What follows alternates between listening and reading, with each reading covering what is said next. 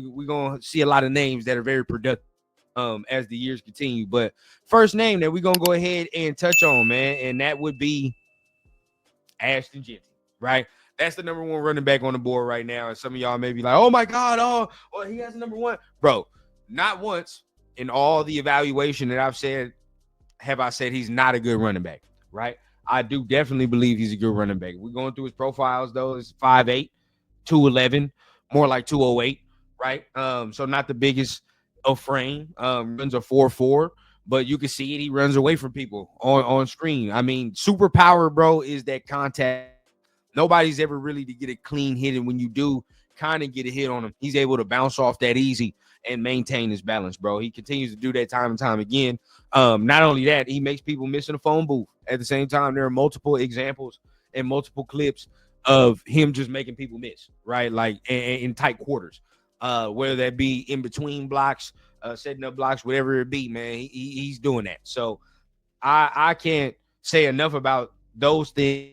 You talk about some of the power that he does have, and, you know, it can be a little underrated, especially by me sometimes, where you look at his frame, you don't think he has that much power, but then, you know, you just look at the measurables and you say, he doesn't have that much.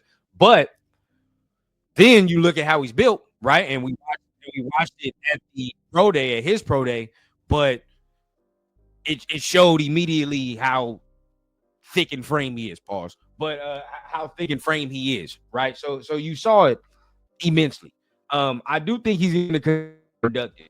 Now, the things for me, you know, as we continue to highlight some of the positives, I'll go ahead and present some clips. If I get popped, just know it's going to be a lot of cutting of clips in the editing. All right, so let's hope not. But just presenting some of the positives, bro. He did everything you wanted him to do in his final season at Boise State, right? Again, elite contact balance.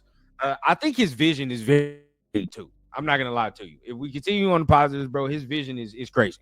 Well, to see a whole, like for example, you know, usually in my expertise, you go right side be the even numbers, left side be the odd numbers, you know, per standard. But either way, right? Some people flip it, but either way, he's able to. For example, if I say I see a hole at the 2 side or the 4 side, which is the even side, he's able to cut and see that hole open up backside on maybe the 3, right? Maybe the 1 or the 3 hole over there, bro. He's able to do that consistently, and you know, that's a very elite part of his game, man. He wastes little movement when he's gliding towards those holes too, right? I just said he's moving from right to left. He wastes a little movement when he's doing that, and then you can kind of attribute that to some of the size being really little lower in stature, so he doesn't have to take that much ground to do those much things, right?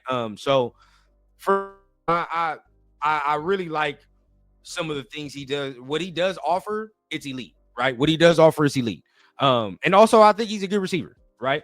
Now, when I preface that, yes, I do think he's a good receiver, but when we start talking about the weaknesses, that's when we start to get into that, right? So for me, the weaknesses are there, and I'm not saying these are things that are going to make or break this man's career. But if you're not looking at these things, I think it's disingenuous.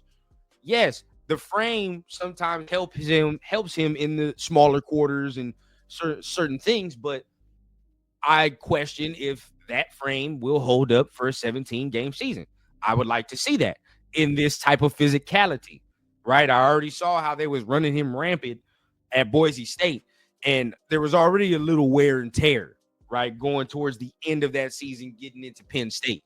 So just would like to see how a team is going to use him. Are you going to use him 20, 25 carries, maybe 30 carries a game? Or are you going to try to limit that to, you know, a little bit lesser carry or pass targets? I mean, how are you going to deal with that? Would like to see that.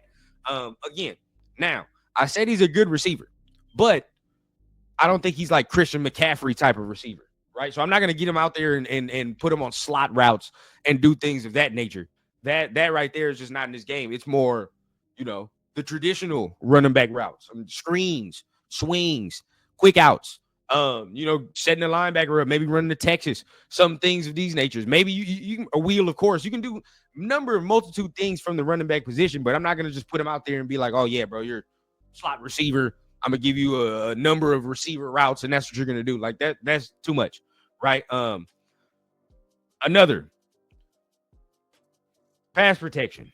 It has to get better, right? Can it get improved? Yes, it can get improved, but as of right now, it's going to get exposed for the earlier part of the career. It will until it gets better. There are times, bro, where he gets caught lacking with his technique, or it's just simple and plain. There's just not enough rocks in the pocket at the time. So it can be improved from a technique standpoint. But again, there's not much you're going to be able to do to build upon a 5'8", 2 whatever frame, right? So if there's concerns about really anchoring down and doing, then that's just going to remain there, right? That's just probably going to see gains a nice little 15, 20 pounds, bulks that up, and can still move the way he moves. And then at that point, there's not really concern. But as of right now, like in the earlier parts of the career, you got to talk about that, right? So that's immediate. Last but not least, bro, I don't think this is a pressing need, but if I'm going in the deep dive, which is what we're doing right now, the ball security is a little bit of an issue. Little. It's not pressing, but there are times where he fights for yards and it's for the ball to get socked out, stripped out from him. Right now, he does not have the longest of arms or longest of wingspans. Right, at certain times, as a running back, when you do have longer arms, right, you're able to shield the ball a little bit better. As if you have a person with shorter arms, you're not really able to cover most. I mean, you can cover the surface of the ball, of course, but I mean, think about it. Longer wingspan, how much surface area are you covering of the ball? Shorter wingspan. Okay, so from there, right, like there are times where that can be exposed. Penn State did it. Number of other teams did it. Now, yeah, you can sit here and say there's 4 fumbles in the season. That's nothing, right? And understood, right? 4 fumbles in the season, that you can say, yeah, that's nothing.